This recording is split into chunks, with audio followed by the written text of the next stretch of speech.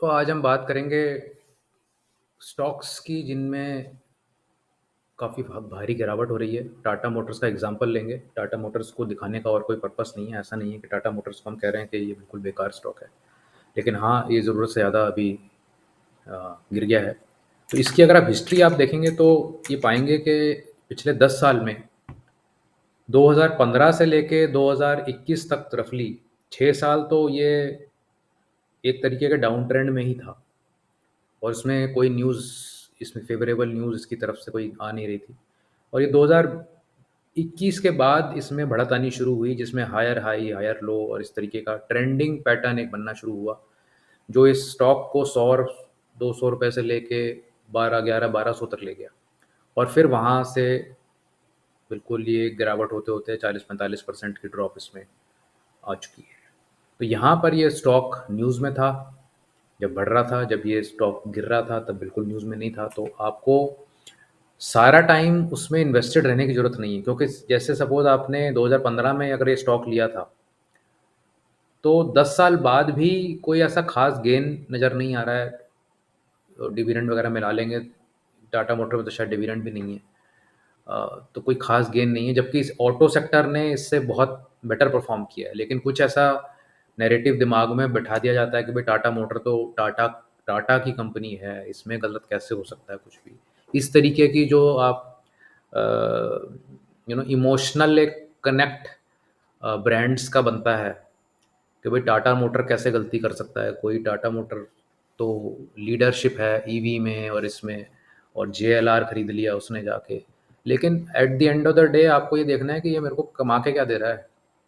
तो अगर ये 10 साल में आपको 12% कमा के दे रहा है, तो आपने क्या ही किया है इसके अंदर। आपने अपने कैपिटल की अपॉर्चुनिटी की बर्बादी करी है।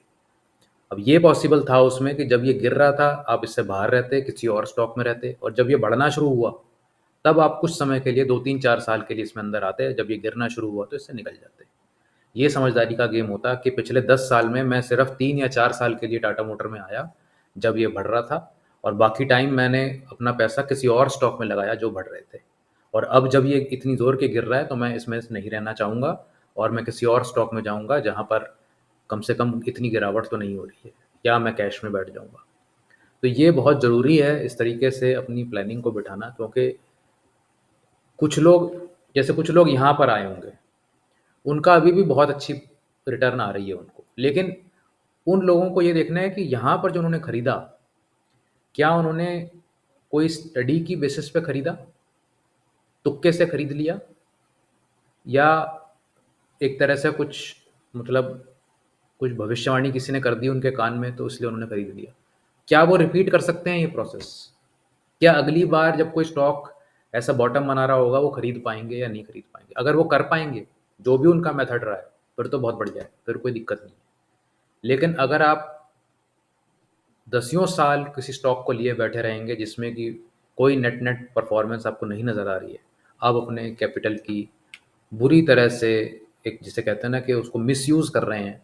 जो कैपिटल 10 साल में चौगुनी छगुनी आराम से हो जानी चाहिए थी, उसमें अगर आपने 12% कमाए हैं, तो मतलब ये आपकी गलती है, ये किसी और की गलती नहीं है। तो ये, इसको थोड़ा-सा आप अपने ध्यान में रखिए कि कैसे आप अपने पैसे को इस्तेमाल करते हैं, क्योंकि आपका जो डिसीजन है, आपके जो इन्वेस्टमेंट्स हैं, वो सिर्फ़ आपको ही नहीं, आपके फैमिली, आपके आने वाले जनरेशंस को भी अब इम्पैक्ट करते हैं। तो बहुत ध्यान से ये करनी चाहिए। इसमें कोई लूज़ इन्वेस्टमेंट्स किसी के कहने से, टीवी देखकर करने से ऐसे नहीं करनी चाहिए।